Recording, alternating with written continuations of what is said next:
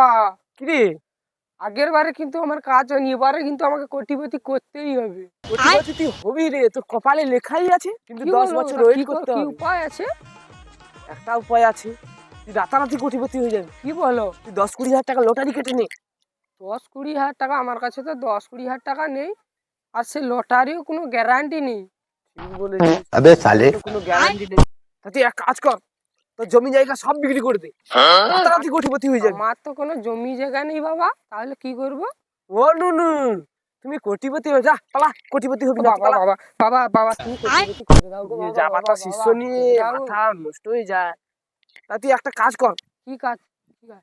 রাতারাতি কোটিপতি হয়ে যাবি। কি বলো? তো দুটো বিচি বিক্রি করে দে, 72 লাখ अबे साले 72 চলছে। লাখ মানে কত? 72 লাখ মানে কত?